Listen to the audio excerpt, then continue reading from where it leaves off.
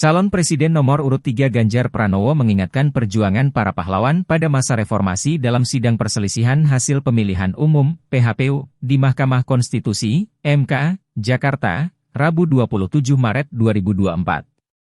Pasalnya, kata dia, reformasi bukanlah sesuatu yang diraih Indonesia secara cuma-cuma, tetapi dengan mengorbankan banyak nyawa sanak saudara.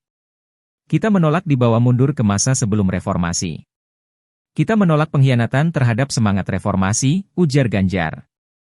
Mundurnya reformasi, menurut Ganjar, terlihat dari penyelenggaraan pemilihan presiden, Pilpres, pada tahun ini, yang dinilai dirinya terdapat kecurangan. Untuk itu, ia menggugat berbagai dugaan kecurangan yang ada dalam setiap tahapan Pilpres 2024. Dia menegaskan, PHPU merupakan momen bagi setiap pihak untuk bersikap tegas dalam menolak semua bentuk intimidasi dan penindasan.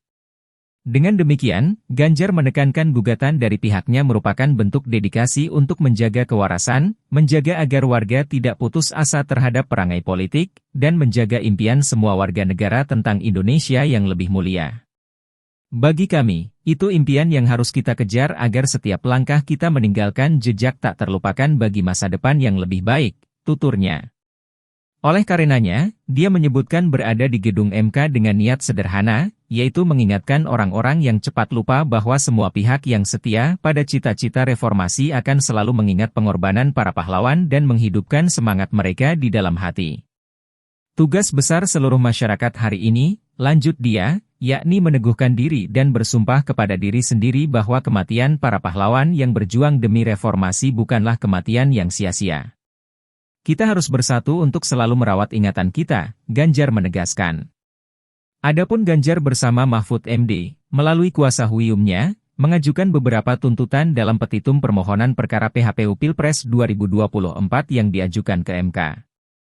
Inti dalam berbagai tuntutan Ganjar Mahfud, yakni meminta diskualifikasi pasangan calon terpilih dalam Pilpres 2024 dan pelaksanaan ulang Pilpres. Hanya setelah reformasi kita bisa menikmati kebebasan menyuarakan pendapat. Hanya setelah reformasi kita menikmati demokrasi yang lebih bebas dan terbuka. Hanya setelah reformasi seluruh warga negara mendapatkan hak mereka untuk memilih pemimpin yang mereka percayai.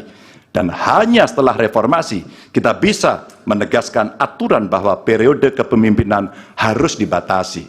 Karena itu kita akan selalu menghormati mereka yang telah merelakan hidup demi memperjuangkan reformasi. Sebagian dari kita mungkin melupakan pengorbanan mereka, melupakan air mata dan kepedihan keluarga-keluarga yang kehilangan orang-orang yang mereka cintai. Dan melupakan semangat yang mendasari gerakan reformasi 25 tahun yang lalu. Kami berada di sini dengan niat sederhana, ialah mengingatkan orang-orang yang cepat lupa bahwa kita semua yang setia pada cita-cita reformasi akan selalu mengingat pengorbanan mereka dan menghidupkan semangat mereka di hati kami. Tugas besar kita hari ini adalah meneguhkan diri dan bersumpah kepada diri sendiri bahwa kematian mereka yang berjuang demi reformasi bukanlah kematian sia-sia. Kita harus bersatu untuk selalu merawat ingatan kita. Kepada mereka yang mudah lupa, kita perlu menegaskan bahwa kita selalu ingat akan harga yang harus dibayar untuk memperjuangkan tegaknya demokrasi di negara ini. Kita selalu ingat akan tanggung jawab yang melekat pada setiap generasi untuk mewariskan keteladanan yang luhur kepada generasi mendatang. Kita selalu ingat bahwa demokrasi bisa dinodai oleh mereka yang hanya mempedulikan kekuasaan dan mendahulukan kepentingan pribadi.